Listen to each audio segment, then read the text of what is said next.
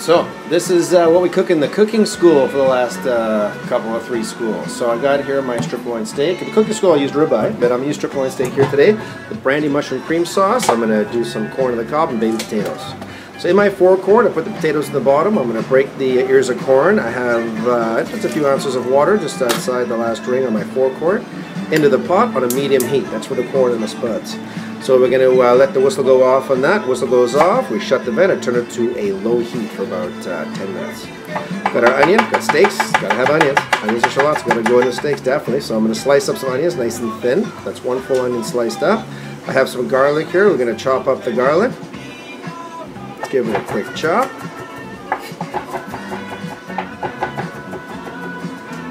You can never have too much garlic. I have 1 sprig of rosemary here, so what I'm going to do with the rosemary is I'm also going to chop that up. I'm going to add that on the steaks right before we flip them so they're seared into the meat nicely. I'm using some brown button mushrooms, and we're also going to use shiitake mushrooms here today. Right? So what we're going to do is slice these mushrooms up. Now you can use quite a lot of mushrooms because just like onions, they kind of break down.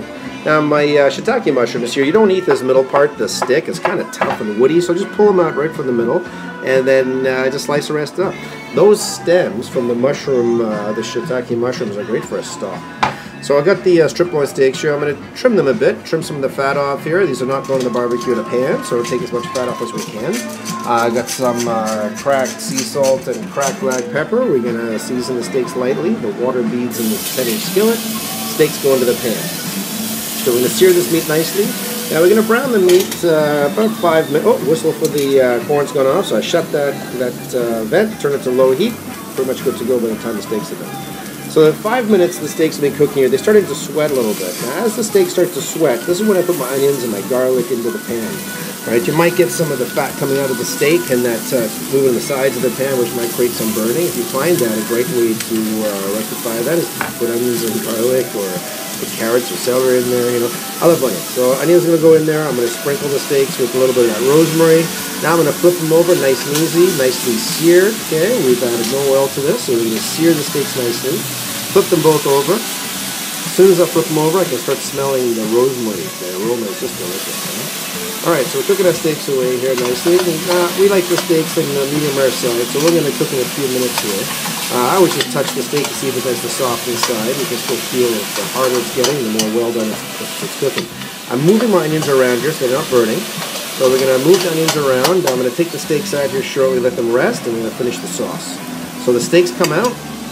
Let them rest on the side. If you take your steaks and cut it immediately, the juice is going to come out of the steak and you have a much drier steak. Let the steak sit for at least a minute. You know, if it's a roast, let it sit for like 5 minutes and you'll have a lot more moisture in the steak. All the mushrooms go into the pan. I'm going to put the lid on here so we can sweat some of the moisture out of the mushrooms because it's quite dry inside the pan. So lid on and just about 2 minutes to help the mushrooms sweat. We're going to stir them around and then we're going to do a bit of flambe here. So pour the brandy in. Now when you're doing a flambe at home, just be careful you don't lose your eyebrows. You know, that's always a horrible thing to do. So we're going to burn the alcohol off. We've got the brandy in there with the mushrooms. That brandy is also deglazing the pan and picking up all that lovely flavor from the steaks. The brandy is cooked pretty much right down. I'm going to add a cup of red wine and reduce that by half. Once the red wine is reducing, I can always push it to the sides of the pan to help reduce a little bit faster. But once that reduces, I'm going to add in half a cup of cream and reduce that to the thickness. Now corn's ready, potatoes are ready. It's pretty much good to go. Sauce is almost ready. It's just cooking to the right thickness, and when cooking with cream, always check your seasoning.